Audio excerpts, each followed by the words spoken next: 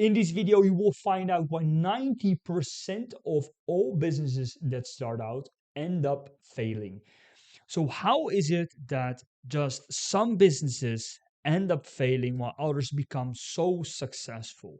Well, it has to do with something that happens in the minds of the people that are working on that business. And usually it's all about the co-founders. It's about the founders of the businesses that the founder of the business that has something in their head that follows a cycle.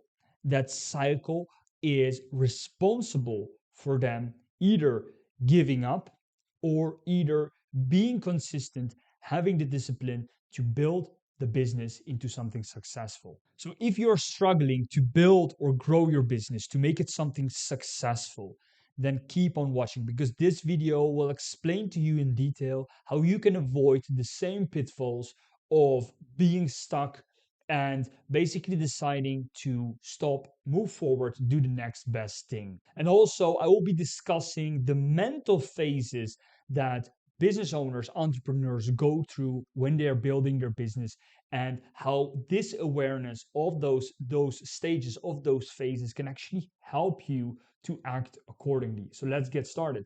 So there is a theory developed by two psychologists. These psychologists, Don Kelly and Daryl Connor, they developed this model that you can see on the screen right now. And it's called the emotional cycle of change. And what this emotional cycle of change does is basically it it draws out, it sketches out the mental phases, the mental stages that we go through when we're building a business. And you might be thinking, well, what does this model that these psychologists have developed, actually, what practical value does it have in building a business? Well, a lot. Because in the majority of the cases, in the most successful and visionary companies, you can look it up in scientific research, there is something called the founders, let's say the founders drive. As soon as the founders give up, often the business ends up failing. Why? Because businesses are work of humans. Businesses are work of humans and therefore are very much dependent on the mental stage, or the mental, let's say, mindset of that founder. And I will tell you that this emotional cycle of change is such a powerful model that can help you go through hard and difficult times if you're currently facing them, or perhaps if you will face them in the future. So let's look at this emotional cycle of change that was developed in 1979. You can look it up in the book, the Annual Handbook for Group Facilitators, by Don Kelly and Daryl Connor. And we start at stage one, which is the uninformed optimism. And the uninformed optimism is being optimistic about perhaps starting a new business, or starting a new venture, or setting up a new product or service line, right?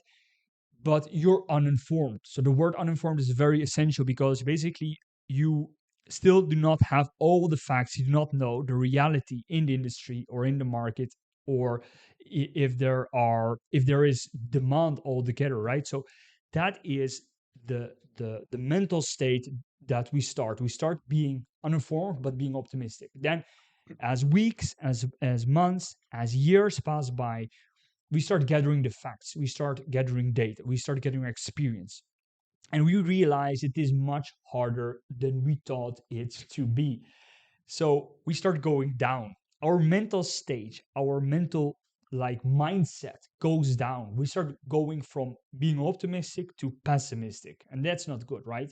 You know what will happen once you're pessimistic? It becomes too hard, it becomes too tough, you just give up. So we move from step one, being uninformed, to being informed, but also being pessimistic, because business shows difficulties. It's hard to find capital. It's hard to find the right people in this industry. Imagine you are an accountant and you need to find new employees. It's hard. So you start feeling pessimistic about the situation. You're informed, you know that there is very few laborers out there, but you are basically on the verge of giving up. And this emotional stage, which is basically the second stage, is then followed by the valley of despair, the third step. And that is basically the lowest point you can get. And that's basically the point at most that most business owners, most entrepreneurs give up, and they give up and they do something else, or either they find a job or they try to start a new business, which is often called the concept of the shiny penny, following the shiny penny. And the difficulty with following the shiny penny is learning to say no 99 out of 100 times. Learning to realize that focus and commitment and consistency is actually b- is about more about saying no to other opportunities that seem very lucrative, that you know that you can make successful, that you know that you can make you can make a lot of money doing them. But being in that valley of despair, being remaining consistent, saying no to other alternatives, eliminating other options and alternatives is actually what will get you to the next stage. And that is being informed, optimistic. And the informed, optimistic stage is when finally things are becoming slightly better. So you have all the information, you have all the experience, you have all the skills in the business, and you're also getting traction, you're getting sales, you're getting good customer reviews. You're basically going towards the right direction. If you have hit that stage, then you know that 99, let's say the majority of the businesses, 99% of the businesses, and the business owners that work on those businesses have already given up at the valley of despair. So if you're in that next stage, in the next phase, then you know that you have come much farther than many others. And then the last phase is basically the stage of success and fulfillment.